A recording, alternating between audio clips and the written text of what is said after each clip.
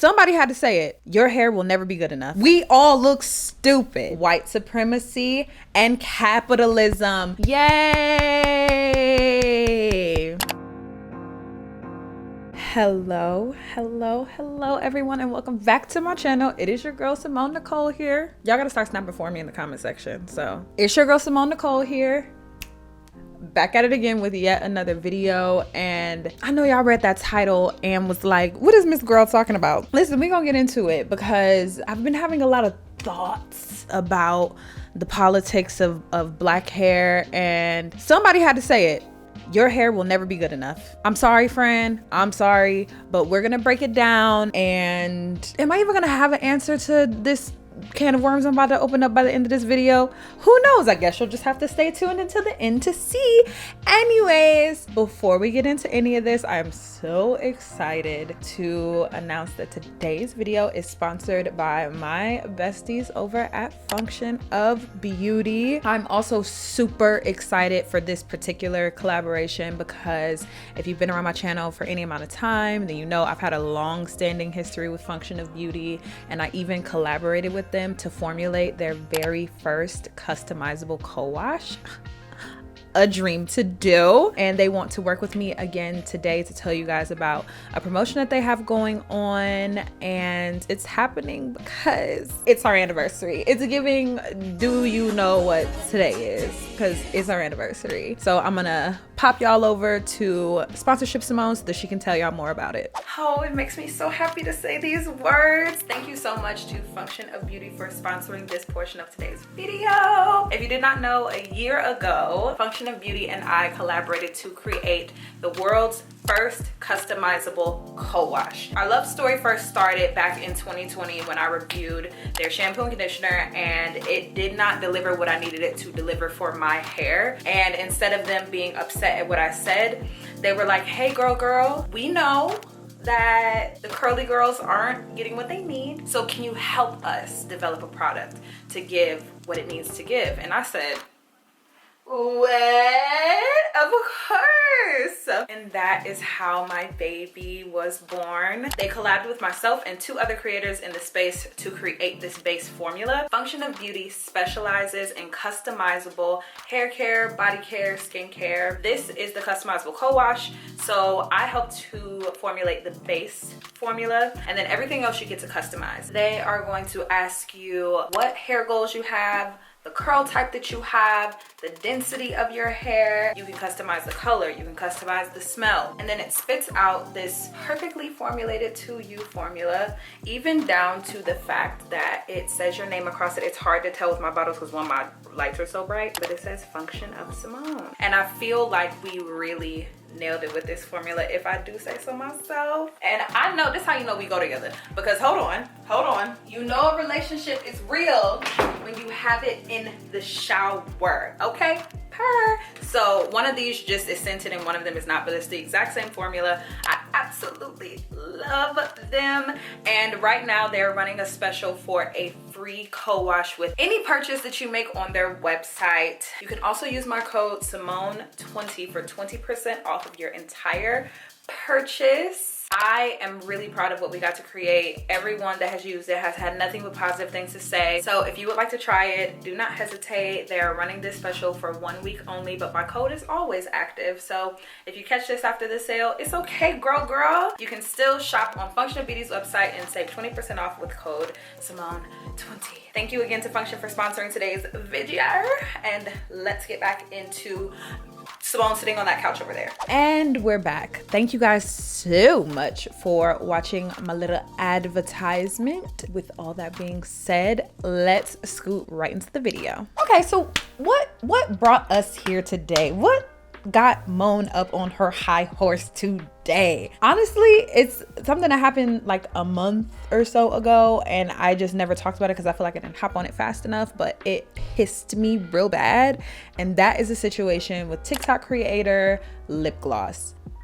Ooh, baby. If you are not aware of the situation, let me just fill y'all in real quick. Essentially, she made a video, and I'll pop it up in here, about how she's done with trying to make her 4C hair do something that it was never meant to do. But out of the, however long that TikTok was, minute and 30-second TikTok, she said one little throwaway line, and the men on Twitter lost their mind. Hey y'all, so I'm trying to learn how to wear my natural hair untouched. This is how it looked when I woke up. Y'all was talking about all type of moisturizing, gel, this, that. I have product in my hair, dude. The hair is very moisturized, bitch. This is just how the hair look. That's what I don't want to run from anymore. This is what the hair want to do, so I have to let it do what it want to do. I want to learn to wear it completely shrunk. I don't want to stretch it. The hair is not meant to be long, will never be long. And it's time society came to terms with that. How you gonna tell me how I was born is ugly? Like, stop fucking playing with me. Anyway, it's a struggle, bitch. I'm fucking struggling. You gonna see, bitch. Like, I'm struggling to accept how it looks so bad. Why is it shaped like that from the side?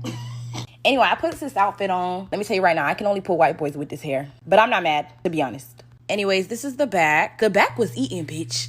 Lotion on the stomach just to help me out a little bit more. Yeah, bitch, it's hard as fuck to do this, but I'm just gonna try, you know what I mean? I'm just gonna try. So as you guys can see at the end of that clip, she made a comment that she would only be able to pull white men with that hair. And it's funny because I saw the clip before all the controversy happened, like just naturally on my For You page. And I chuckled to myself because I was like, oh, that's relatable. Like I get where that joke came from. We don't have time to unpack why I understood where that joke came from, but just know the girls that get it, and the ones that don't absolutely did it and then took it to Twitter to act like children to prove their point. So they took that last little snippet of her saying that a white man is the only person that's gonna accept her, and not only did they sit there and gaslight the hell out of this literal teenage girl. I'm pretty sure that this girl is maybe 18 or 19 years old. Not only did y'all sit up here and gaslight this little girl for her entire experience and the experience that so many other Black women identify with, but then you took it a motherfucking step further and created a dating profile with pictures of her that you stole from her social media pages. Not only did that, paid money to see the results of how many matches that she got with Black men in the area. Is it drugs? Is it madness? Someone tell me, because the unhinged behavior that happened from her making a video about how she struggles with confidence with her 4C hair was met with such vitriol by grown ass motherfucking men on the internet. It sent me on a spiral. Not only did y'all gaslight, gatekeep, girl boss this little girl, but then y'all is really trying to hotepify the whole entire world. Please stop acting like her hair type is oh so beautiful and she just needs to accept it, and Black men is gonna want her regardless, and how dare she I can't even begin to get into why and how deeply that's bullshit. I think the bigger takeaway is that we just need to stop applying how we think to a situation. It personally happens to me all the time. I'll just be walking around minding my Black ass business, and then someone will stop me and be like, hey, in case nobody has ever told you, you and your Black skin and your natural hair are beautiful. You don't understand the connotation behind that. Is basically you being like, I think it's beautiful, and I know that everyone else out there is telling you that you're ugly, but you are beautiful. And then when I try to say anything about how I've struggled with any part of my self-image, which we'll get to, whenever I try to say that, people are like, what? I think that your hair color and your hair texture and your skin color are so beautiful. Girl, you is one in a billion people in this fucking world. I understand that it comes from a good place, but you do not represent the whole. Someone had to fucking say it. Now let's move into the nitty gritty. Let's talk about all of the different categories that Black hair falls under, and why I am asserting the belief that you and your hair will never be good enough. Within every single group, there's acceptable and then there's not acceptable. Let's start off with the wig girlies, right? The wig girlies, there's this type of wig and then there's this type of wig, and one is acceptable and one is not. Honestly, the only difference between those two is money and access. The reason why old girls lace isn't cut perfectly, it's not melted to the scalp and all these things. Wigs that are truly HD like that cost a lot of money. The average everyday person doesn't have this type of money, and you have to have a professional that really knows what they're doing to apply the wig to give it the melt. So okay, we got the wig girlies fighting, right? Then we have the braid, the protective style girlies. Now we have this type of braid, and then we have this type of braid. One is acceptable and one is not. If your braids aren't fresh to death, a certain length, a certain amount of polished, and then don't let them be like something outdated, like braids with knots. Oh, that is so 2015, and you might as well just hang it up right now. Oh, and then don't let the braids be older than 2 weeks. Take them bitches out. It's rough, it's ugly, it's nasty, it's dirty. Take them out. So now the braid and protective style girlies, they're fighting. Now we have the weave girlies, the soft life versus ratchet. And again, I'm sorry to point out that the only difference between these two is money and access, because it is extremely expensive to keep up with a really good sewing, a really good taping. And whenever it's not blended and cut and tapered and layered to the gods, and don't let a human be a human and go outside and hit humidity, girl. So that's the dichotomy with the weave girlies. Now let's talk about the natural hair girlies. And these are the girlies that be having y'all up in a tizzy, because we have the acceptable natural and then we have the dusty natural. Ooh, this one was this one hits real close to home, because I'm a part of the infighting girlies inside of this category. It's the good old texture police knocking at my door, and that is something that I talked about in my how I went viral and I did not like it video. I talked and got emotional about the comments that were made towards me when I made a video talking about love yourself, dear black girl, and your hair texture is beautiful even though no one ever told it to you. Girl, sad to say, other black women were in my comment section telling me how I didn't really have a horse in this race, and that I needed to hang it up flat screen because my hair was acceptable to everyone else in the world. Be fucking for real, y'all. Me, a dark-skinned black woman with a big ass natural afro, I'm acceptable? Girl. Between that and the texture police fighting me on whether or not I call my hair 4A or 4B, or that I'm 3C, I don't give a fuck.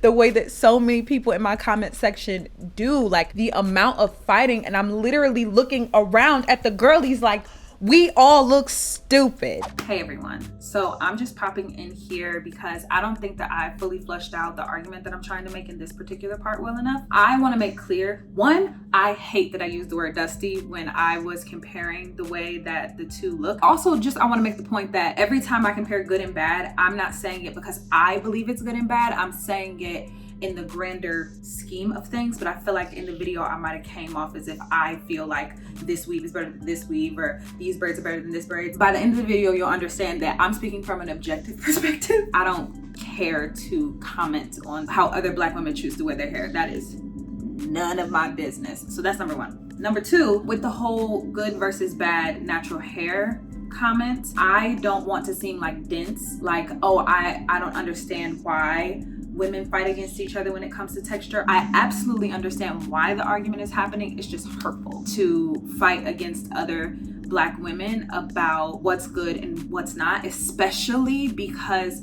it all relatively looks the same to non-black people, you know? So yeah, I just wanna make 110,000% clear that I do understand that there are certain experiences that I don't get because I don't have 4C hair, and I don't wanna come across as insensitive to that, but I can address that it is not an experience that I have. That's everything that I wanted to pop in and say. Enjoy the rest of the video. When I'm looking at all these categories, I'm like, it's giving the Spider-Man meme, where they're all just looking at each other like, fighting with each other and judging each other on the presentation of our hair when news fucking flash. No one else that's not black cares. I don't know how many times I have heard so many other black women talk about how they spent their good old time and or money on one of these styles to look good, to be acceptable, what we think will be acceptable. We go into these non-black spaces and they literally can't tell the difference. Like,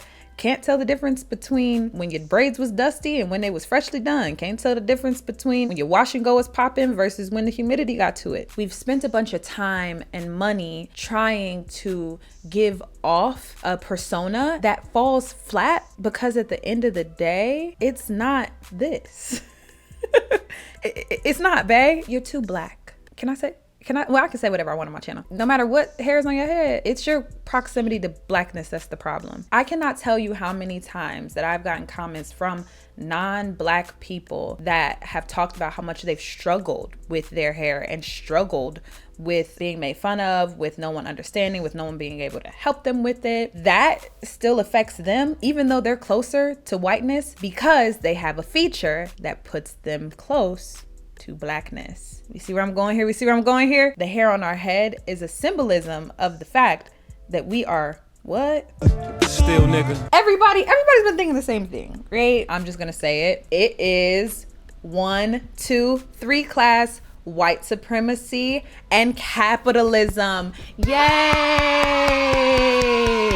When I look at everything that I've discussed so far, all of the categories of the girlies all have one thing in common: their proximity to whiteness and wealth. All of these styles, when they're acceptable, are expensive and therefore are a representation of your wealth and how high you are on the scale of capitalism. I know that we don't think about hair in that way. Like, it's just like, I just want to go get my hair done to feel good. When you look at the differences of the photos that are popped up, it's like you're walking around with the label of I'm wealthy versus I'm poor. We all know that the ability to have access to good wigs, to good installation of wigs, to long, beautiful boho locks, it is a representation of how much money you have, because we all know that these styles are very expensive to maintain and to even get in the first place. Hey y'all, just popping back in here to flesh out the idea of white supremacy, because I realized I kind of went off on a tangent about the capitalist standpoint and not the white supremacy part. So I know that we throw around the term white supremacy a lot these days, but I mean it specifically in the way that knowingly or unknowingly we're always trying to adhere to a very Eurocentric beauty standard. Even like when we get, I don't know, long boho locks, we get them long because long hair gets us closer to the ideal of what femininity and whiteness is. Same thing with when we straighten our hair, when we get weaves, when we get wigs. Some of us are genuinely more comfortable with straight hair. Absolutely, that is true. However, I personally believe that from a very young age, young women of all races are indoctrinated with the fact that being pretty is very homogenous in the fact that it's long, pretty hair, and pretty is code for straight hair. And what is long, pretty, straight hair closer to? Whiteness. So that's where the whole white supremacy aspect comes in. We're all willing to be a part of this system and to go through these things, and we don't even give it a second thought, because that is how we were socialized and that is how we grew up for the majority of us that are even involved in this conversation of what's nice and what's not, aka not the people that literally are too focused on keep a roof over their head and food in their mouth. Yeah, if we're having this conversation, it's because we were raised in a certain type of household that valued how you appear on the outside and what it said to everyone else, which is respectability politics that I talked about in a previous video that y'all swear up and down was our parents' generation, our grandparents' generation. Girl, we still subscribe to respectability politics to this day, and we can see it in how we talk about our hair and what's good and what's not. If we're gonna keep it all the way 100, it is literally a way for you to feel superior against someone else that looks just like you in this fucked up system that all of us are a part of. And that probably sounds harsh, but that's really what it comes down to. Black hair and any presentation of hair that resembles anything related to Black culture is political, period. The whole lip gloss thing pissed me off, but then I was watching Kim Foster's video. Kim Foster, or aka For Harriet here, on YouTube. Love her, fellow Pisces, gang, unapologetically her opinionated self. Love Kim. She just recently released a video on gender. She was talking about these cases of Black men having to go through extremes because of their hair. So it's not even like a gendered thing at this point. It affects anybody that sports a style that is in any relation to Black culture. There was a boy that couldn't walk in his graduation because of his dreads, as if he didn't have those dreads for the entire 4 years of the time he went to the high school, or however long he was in high school. Apparently when graduation day came up, they said, no, Blackie, not across our white stage. There was another boy who had his dreads cut off in the middle of a wrestling match, which literally made my skin crawl because it felt almost like mutilation to me, especially when you look at the pictures of this white woman holding on to this young Black man's dreads and cutting away at them, knowing the amount of time and energy that goes into growing dreads. Black hair is it runs so deep. If you get it, you get it. It is such an integral part of who you are. I couldn't imagine me being in a situation and they're like, we can't move forward with whatever project I'm working on unless we cut all your natural hair off. Mutilation, I'm sorry. Oh, and then last but not least of them all, there was a nonprofit program which coincidentally Jay-Z gave $500,000 to. He was like, here's all this money to all these nonprofits to help these Black boys, blah, blah, blah. Well, one of the Black boys as a part of this program that's supposed to be helping him, there was a picture that went viral of this white woman again cutting off his dreads. And when she began to get dragged by the internet, her defense was, guys, no, you guys don't get it. He really wanted them cut off because he really wanted a new start to life. Like, he was really ready to embrace a life that wasn't associated with gang violence and drugs and bad decisions. And his dreads, you know, that was a part of that life. It symbolized that. Don't you guys get it? On Beyonce's motherfucking internet, the amount of ignorance, and that so proves my point of the same people, whether we realize it or not, that we're trying to be acceptable for, don't fucking get it. It's all the same to them. Basically what I'm getting at is that no matter what we do, no matter how we do it, what did Jay-Z say? Still nigga. Now, I've opened up this whole can of worms, and I'm sure you guys are like, okay, Simone, now that you've really got me going and possibly triggered me and pissed me off, what now? Give us a solution. Bae, I really don't have one. I'm gonna be honest with you guys. I felt compelled to talk about this, not because like I have this like hardcore answers to what to do, but more so because I am a part of the exact same system that I am harping on right now. I talked about it earlier in the video. I'm a part of the natural hair community, and the unfortunate politicizing that has happened with natural hair, it's hard.